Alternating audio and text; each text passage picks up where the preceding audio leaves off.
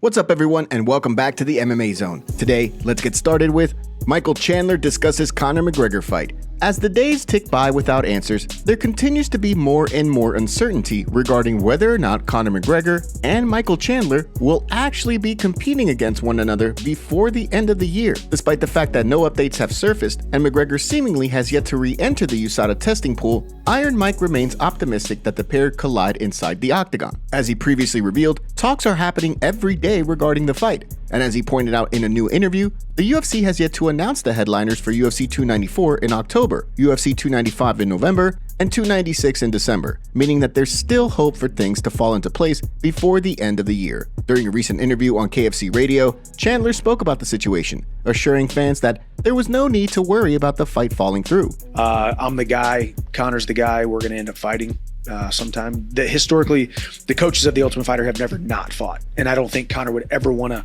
delve into his legacy being tarnished by him coming back. And when it comes to McGregor's re-entry into the USADA testing pool, Chael Sonnen has pointed out that whether or not fans realize it, exemptions are given out rather frequently. For example, when a fighter agrees to step in on short notice, they're exempt from the 6 months of testing. Although McGregor's situation is very different, and an exemption in his case would likely set a bad precedent going forward, many fans believe that because of his star power, he could be given a pass and tested for a much shorter period of time leading up to his return, just like Brock Lesnar was before UFC 200. From the sounds of things, Chandler has made it clear that he and McGregor will in fact be competing against one another in the future. The question is, when do you think that fight will take place? Drop your thoughts in the comment section below. Bo Nickal gets new UFC 290 opponent. After Tresean Gore was forced out of his UFC 290 bout with Bo Nickal this weekend, many fans feared that the promotion would be unable to find someone to step in during fight week. Fortunately, after some scrambling, the UFC tapped upcoming Dana White's Contender Series fighter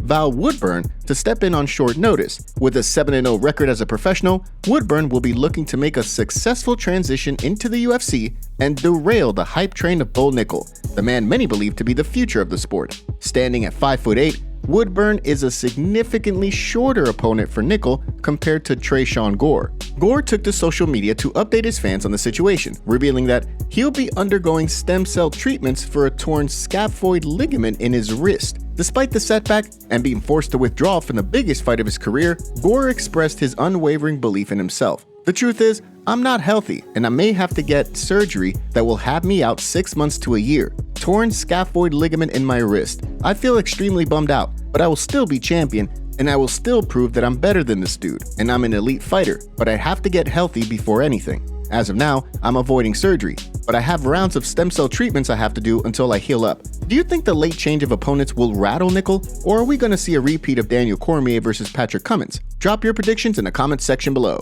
Daniel Cormier breaks down Rodriguez versus Volkanovski.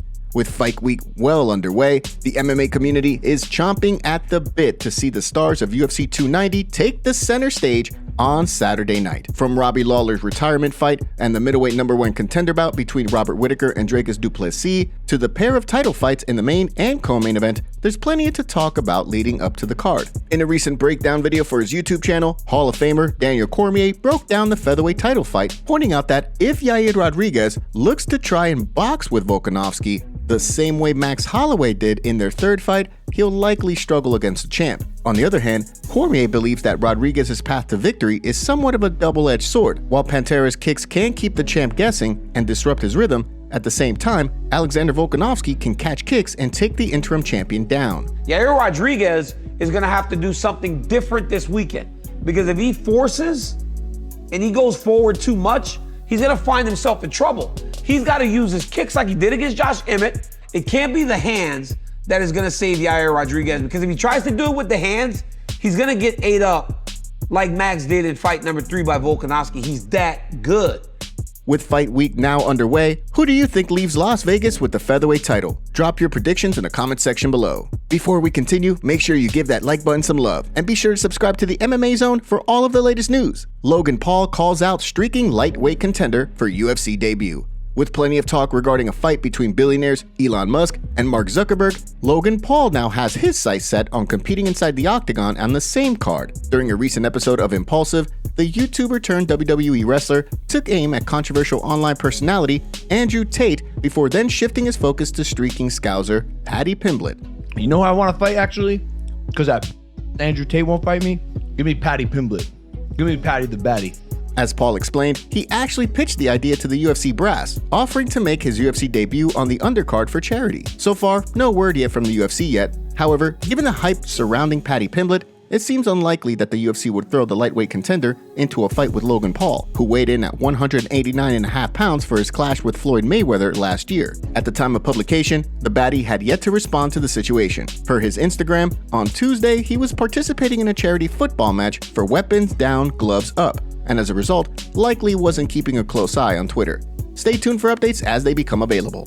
Dan Hooker reacts to manager requesting Tony Ferguson fight. Despite the fact that Dan Hooker has gone just 2-3 since his 2020 loss to Dustin Poirier, Hooker is not ready to take a step down in competition quite yet. After snapping a 2-fight skid late last year by defeating Claudio Puelles, Hooker had seemingly put his recent loss to Islam Makhachev at UFC 267 and his featherweight TKO loss to Arnold Allen behind him. While getting back into training after breaking his hand, Hooker and his manager had a back and forth regarding who his next opponent should be, with the Hangman interested in a rising contender. That's when he learned that his manager had requested a fight with Tony Ferguson, something that didn't sit well with Hooker.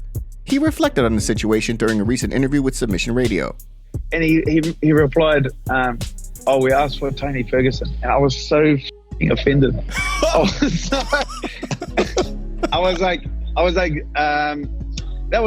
That sparked me. I was like, the doctors were saying you got to wait another month for your hand before you can get back into training. I said, that. And I went and sparred like the next day because I was like so offended. I was like, Hooker is set to return to action this weekend against Jalen Turner in a bout that has all the makings of a Fight of the Year contender. At the same time, former interim champion Tony Ferguson is currently gearing up for a UFC 291 clash with fellow veteran Bobby Green later this month. With the Hangman eager to build on the momentum of his November win, only time will tell how things play out in his highly anticipated return to the octagon. And now for our breaking news story of the day. We have Conor McGregor getting exposed by one of the contestants on The Ultimate Fighter for missing a lot of training sessions. Aaron McKenzie, who was beat and hospitalized in week 3, he came out and said that Conor wasn't seen training in the morning sessions and only sometimes in the evenings. Instead, he suggests he was trained by John Kavanagh, Owen Roddy, Phil Sutcliffe, and Cian Cowley more often than his own head coach. Michael Chandler even antagonized Conor's team by saying that he would have showed up for them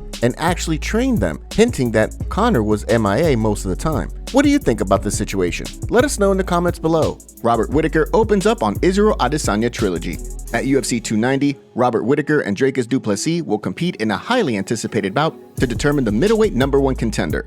Heading into the fight, the stakes are at an all-time high for both men. For the former champion, the fight will give him an opportunity to punch his ticket to another fight with Israel Adesanya in hopes of reclaiming middleweight gold. On the flip side, Du Plessis will be looking to become the first man not named Israel Adesanya to defeat Whittaker at middleweight, while also securing himself a title fight with the last stylebender.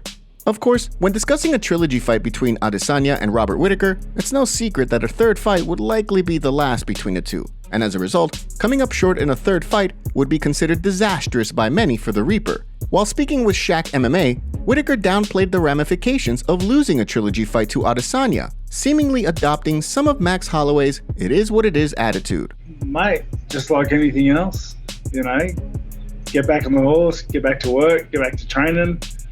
Yeah, what else can you do, mate? It is what it is. As fight night rapidly approaches on Saturday, we want to hear from you. Who do you think gets the job done on Saturday night when Whittaker and Du Plessis collide in the octagon? Drop your predictions in the comments section below.